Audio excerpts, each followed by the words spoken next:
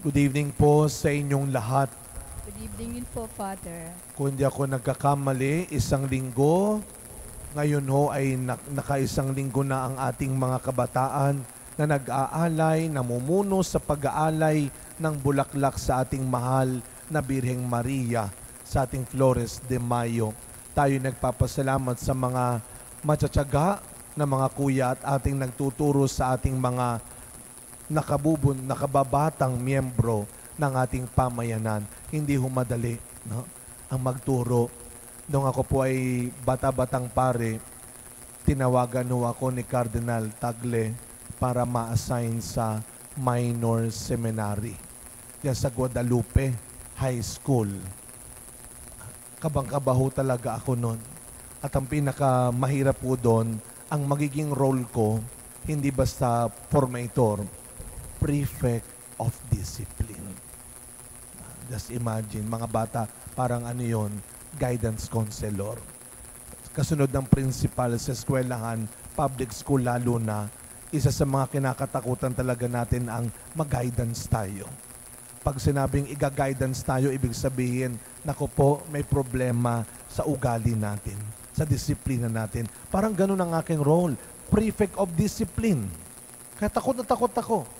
Pero halos 2 taon lamang ako na-assign doon. Siguro naisip ni Cardinal, hindi pala ito pwedeng prefect of discipline. Ito ay prefect to be disciplined.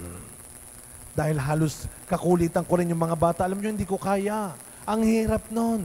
Yung bata, pagagalitan ko ngayon. Maya-maya parang nakalimutan na niya. Bukas parang walang nangyari. Ako isang linggo ko dala-dala dito. No? Parang ang hirap. Pero sadyang dakila ang mga teachers, ang mga katikista, ang mga educators, ang mga magulang, kahanga-hanga kayo. Sa linggo mga bata, huwag kalilimutan Mother's Day. Pararangalan natin ang mga unang guro sa buhay natin. Ang mga taong hindi sumuko hanggang matuto tayo. At tandaan ninyo mga bata, kahit tumanda na tayo, tanungin nyo pa sila.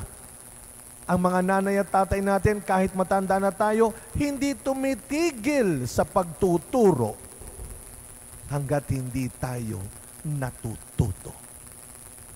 Kaya nga sabi sa ating ebanghelyo ngayon, sabi ni Kristo, kahit matagal ko na kayong kasama, marami na akong naikwento sa inyo, alam ni Kristo na hindi nyo pa kayang maunawaan lahat. Alam ng Diyos na hindi tayo sabay-sabay. Hindi tayo pare-pareho ng talino. Kaya kung ang Panginoon marunong umunawa, dapat tayo rin. Bakit ka mapipikon, magagalit? Bakit mo tutuksohin yung mga tao na hindi pa kayang maunawaan ang ipinagyayabang mong alam mo na? Kung ang Panginoon kayang umunawa sa kakayahan ng bawat isa, sino tayo? Para hindi natin gawin yon. Alam ng Panginoon kung ano ang kaya ng tao at ang hindi pa niya kaya. Kaya sabi ni Kristo, alam kong hindi niyo pa kayang unawain sa ngayon. Ibig sabihin, alam ng Panginoon, darating ang araw, maiintindihan niyo rin. Kaya darating ang Espiritu Santo.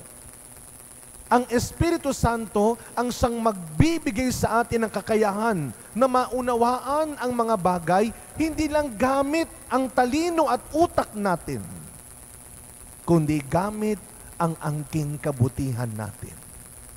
Yun ang biyaya ng Espiritu Santo.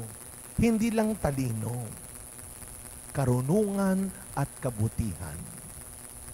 Kaya sa pagpatuloy na misa natin, habang tayo ay mag-aalay ng bulaklak kay Maria mamaya bago matapos ang misa, ialay natin sa misang ito ang mga bagay na hindi pa natin kayang maunawaan, na hindi pa rin natin maintindihan, na hindi pa rin natin kayang gawin. Nawa, pagkalooban tayo ng Diyos ng kakayahan na sabihin ang totoo, na gawin ang mabuti at tama, na itigil na kung ano ang mali at masama. Isang araw, sa tulong ng Espiritu Santo, maiintindihan mo rin.